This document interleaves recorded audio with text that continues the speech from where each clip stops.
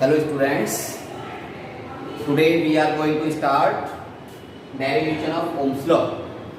आज हम Ohm's law को derive करेंगे with the help of drift velocity and electric current. So consider a conductor of length L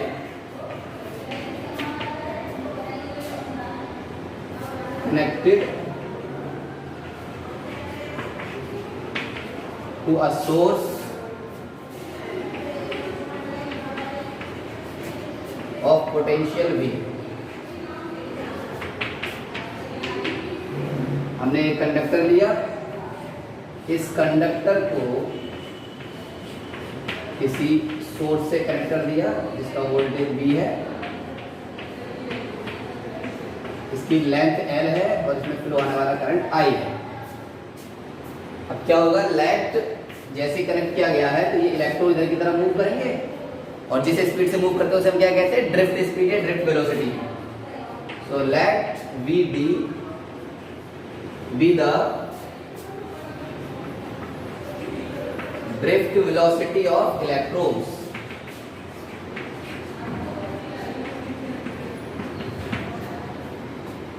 and E be the electric field.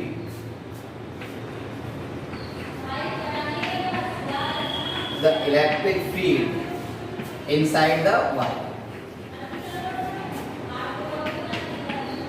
तो ये चीजें हमने consider कर लिया। एक वायर है जिसका लेंथ L है, इसी सोर्स से कनेक्ट कर दिया गया है। जैसे ही कनेक्ट करते हैं हम तो जो इलेक्ट्रॉन्स हैं वो ड्रिफ्ट वेलोसिटी के साथ इसमें मूव करने स्टार्ट कर देंगे और पोटेंशियल डिफरेंस की वजह से यहाँ पर चार्ज भी है तो इलेक्ट्रिक फील्ड प्रोड्यूस हो जाएगा। तो देयरफॉर वी है electric field E equals to V upon L। ये फॉर्मूला हुआ करता है हमारे पास, पोटेंशियल ग्रेडियंट हम इसे कहा करते हैं, जिसको पहले ही पढ़ चुके हैं हम। तो E equals to V upon L, ये रिलेशन होता है इलेक्ट्रिक फील्ड और पोटेंशियल का। And drift velocity D equals to हुआ करता है E ईटा अपॉन M। ये भी हम पढ़ चुके हैं। ये दोनों ही बातें हम इससे पहले जान चुके हैं। इलेक्ट्रिक फील्ड और वोल्टेज का रिलेशन होता है E equals to V upon L, where V upon L is called the potential gradient, change in potential wavelength, और Vd is the drift velocity of the electron moving inside the wire. So therefore,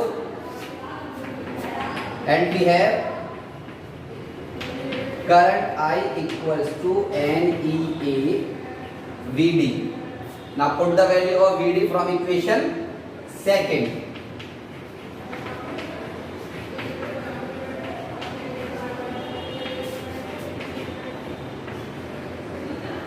तो second equation से हमने इसकी value लगा दी NEA और E eta upon M। तो ये equation यहाँ बन गई। इसके आगे करते हैं हम, इसको मिटा देंगे हम ऊपर जो लिखा हुआ है।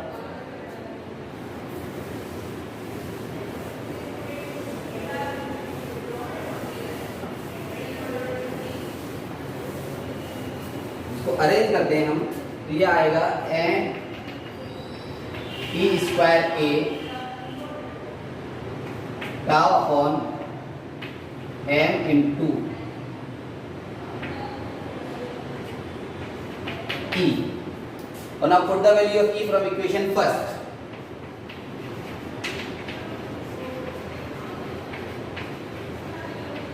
Putting the value of e, यहाँ e की वैल्यू हमने यूज की, it becomes V upon L।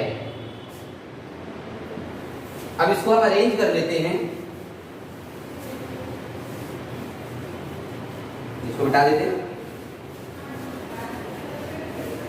यहां पे मालूम है करंट और वोल्टेज ये दोनों ही चीजें डिपेंड करती है एक दूसरे पर, ये वेरिएबल है और बाकी सारी चीजें कांस्टेंट होंगी। L number of electrons per volume constant है, चार्ज ऑन इलेक्ट्रॉन कांस्टेंट है, area of wire cross section constant है, time of relaxation and mass, these all are constant terms. That is why we can write, इसको हम इधर लिख देते हैं, एक इधर ले आते हैं। तो m l upon n e square eta equals to v upon I. So from here we can say v upon I equals to a constant. Then v upon I equals to a constant, and this constant is called R. So v upon I equals to R, and we can write v equals to IR, means v directly proportional to I. This proves Ohm's law. यहां से Ohm's law का proof होता है here R equals to ml upon n e square eta. ये जो constant है, इस constant को हम माना करते हैं R रेजिस्टेंस। यहाँ से हमें मिला, ये सब टर्म कांस्टेंट हुआ, v upon i equals to constant R, i को उधर पहुंचाया R। जब हम साइन ऑफ प्रोपोर्शनलिटी हटाते हैं तो ये कांस्टेंट अप्लाई करते हैं। अब मैंने यहाँ कांस्टेंट को हटाया तो साइन ऑफ प्रोपोर्शनलिटी अप्लाई कर दिया, तो यहाँ से मुझे मिल गया current is directly proportional to the voltage, and this is the statement of Ohm's law कि एट कांस्टेंट टेम्परेचर, प्रेशर और physical quantities the current through a wire is directly proportional to the potential difference across the end of wire. तो यहाँ से proof हो जाता है, ये Ohm's law का प्रूफ हो जाता है, और ये मिलता है मुझे रेजिस्टेंस। अब इसकी हेल्प से हम फाइंड कर सकते हैं कि how does resistance depend on the length and area of cross section. यहाँ से हमें नजर आ रहा है resistance is directly proportional to L, resistance is inversely proportional to tau, resistance is inversely proportional to area of cross section. तो ये जो एक्चुअल फॉर्मूला रेजिस्टेंस फाइंड करने का वो ये हुआ करता है। यहाँ से हम पता लगाते हैं रेजिस्टेंस लेंथ के डायरेक्टली प्रोपोर्शनल हुआ करता है, resistance area of cross section के इनवर्सली प्रोपोर्शनल हुआ करता है। और एक चीज और आती है, तो what is the main cause of resistance. तो रेजिस्टेंस का मेन कॉज क्या है, तो रेजिस्टेंस का मेन कॉज ये जो टर्म है टाइम ऑफ रिलैक्सेशन, इस पे डिपेंड करता है resistance and resistivity both. Time of relaxation mean the mean time between the collision of electrons या बिटवीन टू सक्सेसिव कॉलिजन। तो जैसे जैसे इनके बीच पे कॉलिजन टाइम कम होगा, जितना ये कम होगा उतना ही ज्यादा रेजिस्टेंस होगा। तो जो रेजिस्टेंस की मेन वजह है वो यही है कि जब इलेक्ट्रोड एक एंड से दूसरे एंड पर चलते हैं तो जो इलेक्ट्रॉन्स हैं आपस में क्या करते हैं, एक दूसरे को रिपल्शन, क्योंकि इस पे सेम चार्ज का रिपल्शन करते हैं, तो उस रिपल्शन की वजह से ये थोड़ा सा रुक रुक कर ड्रिफ्ट करते हुए आगे बढ़ते हैं। यही मेन कॉज हुआ करता है रेजिस्टेंस का। Resistance means the opposition of electric current flowing through the wire. किसी भी वायर में जब इलेक्ट्रिक करंट फ्लो हो रहा है तो उसका जो अपोज करने की जो कैरेक्टरिस्टिक होती है वायर की या कंडक्टर की, उसके मटेरियल की, उसी को हम क्या कहते हैं, रेजिस्टेंस कहते हैं, which depends on the collision between the particles और इलेक्ट्रॉन्स। तो जो पार्टिकल आपस में कोलाइड कर रहे हैं वो मेन कॉज है रेजिस्टेंस का। अब यहीं से हम अगर इसको रेजिस्टिविटी की टर्म में लिखना चाहें तो हम इसको रेजिस्टिविटी की टर्म में भी लिख सकते हैं। We know that rho equals to RA upon L.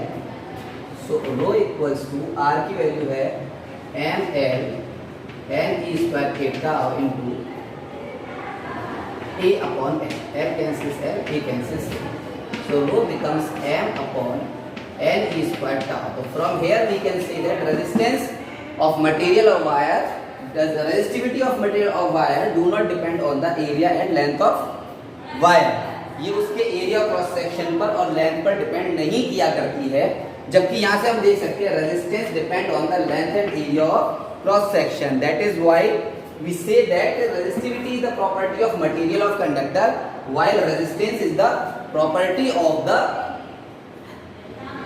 resistance depend on the length and area of cross section, and it is the property of wire and it is the property of material of the wire. Resistivity wire के material पर depend करती है, copper है, aluminium है या कोई alloy है, उस पर डिपेंड क्या करती है, because these are all constant properties और qualities of the material. Mass, number density, electron charge, time of relaxation.